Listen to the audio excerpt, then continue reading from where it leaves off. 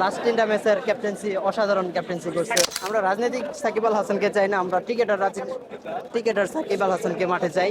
কালকের দুর্ঘটনাটা আসলে আমাদের সবারই খুবই মর্মাহত।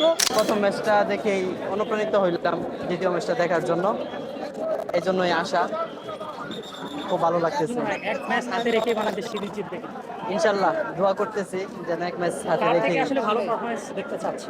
অবশ্যই তানজিদ তামিম অথবা ইমন একটা রিটন দাসের ভালো কিছু। ক্যাপ্টেন্সি কেমন লাগছে? অসাধারণ লাগছে রিটন দাসের লাস্ট তিনটা ম্যাচের ক্যাপ্টেন্সি অসাধারণ ক্যাপ্টেন্সি করছে। সাকিব আল হাসানকে মিস করেন কিনা? অবশ্যই বাংলাদেশের মানুষ সাকিব আল হাসানকে মিস করে।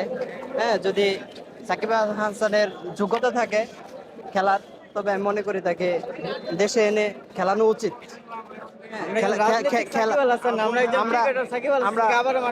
আমরা রাজনৈতিক সাকিব আল হাসানকে চাই না, আমরা ক্রিকেটার সাকিব আল হাসানকে মাঠে চাই। করাচিতে পাকিস্তান বাংলাদেশকে 3-0 হারিয়েছিল, বাংলাদেশ প্রতিশোধ নিতে পারবে কিনা? আশা করছি ইনশাল্লাহ আমরা সামনে ফিরিয়ে দেব। সবকিছু মিলে খেলা দেখতে মাঠে যাচ্ছেন। কালকে একটা খুব বাজে একটা দিন গেছে বাংলাদেশের, একটা মন খারাপ জি। কাজ করছে কিনা? অবশ্যই বিমান দুর্ঘটনাটা বাংলাদেশের মানুষের মনে খুবই কষ্ট লাগছে।